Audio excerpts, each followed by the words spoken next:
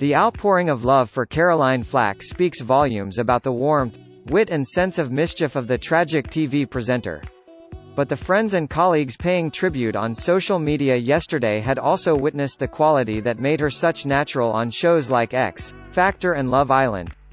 Because big-hearted Caroline truly cared about every contestant on her reality shows, and she went the extra mile to let them know she was friend. Speaking to the Mirror in the Love Island villa in Majorca last May, Caroline explained the sense of responsibility she felt to the young men and women bearing their hearts and souls on primetime TV. Caroline said, "I have never been the kind of presenter to make someone feel awkward. Make it my duty to make them feel as comfortable as possible. I am always mindful when ask them questions. That's my job to have duty of care. I take that really seriously. I go and meet them before they come on the show. Would never have an Islander just walk on without me going into there." Explained the sense of responsibility she felt to the young men and women bearing their hearts and souls on primetime TV. Caroline said, "I have never been the kind of presenter to make someone feel awkward. Make it my duty to make them feel as comfortable as possible. I am always mindful when ask them questions. That's my job to have duty of care. I take that really seriously. I go and meet them before they come on the show. Would never have an Islander just walk on without me going into there. No, right in their face.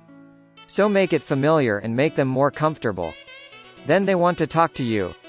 Caroline's own turbulent personal life helped her offer them advice on how to deal with those stormy Love Island relationships. "Sometimes things work out and sometimes they don't," she said sagely. "It doesn't mean it's failure. Otherwise you could say all my relationships are failures, and they are not. They are just relationships that didn't last forever. We are not there to make anyone look stupid. Just want the contestants to think I'm trustworthy. And they did." Few left the villa with bad word to say about caring Caroline. Former contestant Amy Hart, 20, revealed how, during filming in 2019, Caroline had subtly warned her that things weren't going as well as she thought with Island beau Curtis Pritchard. As Amy gushed about him, Caroline squeezed her hand as if to say, "Stop talking." Yesterday Amy shared picture of them together on social media saying, "I speak as find and what found was the kindest soul. From putting us at ease on day one, to squeezing my hand when didn't know needed it most, to reaching out to my best friend to help her navigate the dark side of social media, to inviting me to her dressing room for show tune karaoke, to giving me the pep talk of all pep talks at Aftersun. She kept me really calm at the reunion and kept reassuring me all evening." Caroline went above and beyond her job at all times. Caroline's caring nature was evident from an early age. She was born in Enfield, North London in 1979, the youngest of 4 children. Her non-identical twin sister, Jodie, was 6 minutes older, and they had brother Paul, 8 years older, and 10-year-old sister, Elizabeth. The family moved to Thetford, Norfolk, shortly after the twins were born, as dad, Ian, was promoted from sales rep to manager for Coca-Cola.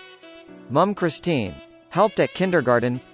Caroline and Jodie had special bond, apparent from the many loving childhood snaps she posted on Twitter and Instagram of sunshine holidays and school high jinks. "I can't explain what it's like to be twin because don't know any different," she once said. "But what do know is that we will always look after each other and not let anyone or anything come between us." The twins shared bed until we were 4, and we were in the same class at school but were quite different personalities. Jodie is now mother of 3, and Caroline doted on her nephew Zuzu and nieces Willow and Delilah. Caroline always called Jodie the good twin and my good angel, claiming, "I was the twin with all the emotions, all the worries, the wild child." She suffered from eczema and was underweight. "I went off food and just didn't want to eat," she said. "I didn't like being small. Was picked on and was the only girl who wore trousers at school.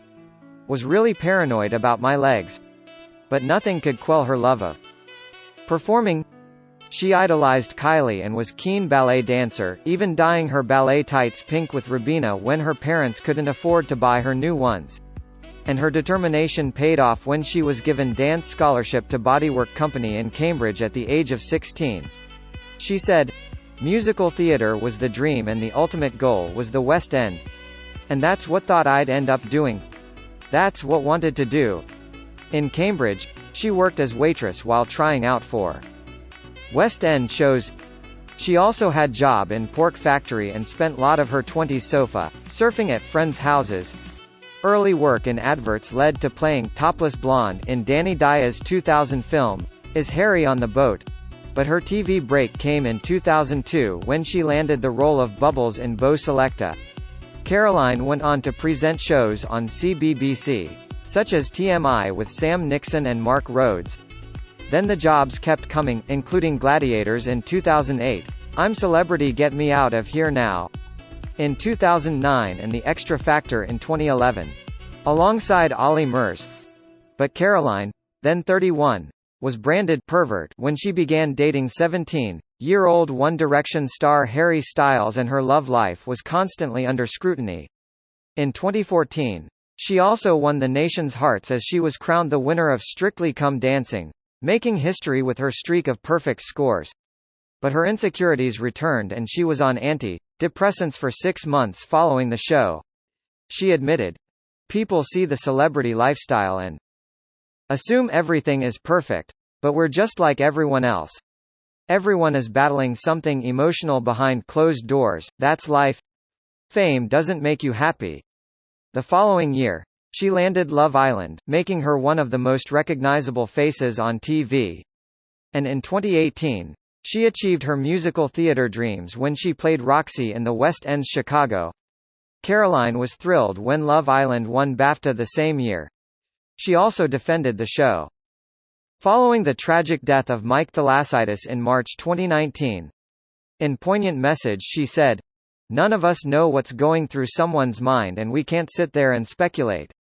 It's time to think about the bigger picture, about what's going on with young men and young people and the pressures of modern life." It was another example of her huge empathy and heart. 2 years ago Caroline posted Mother's Day snap of herself and Jodie with Christine. The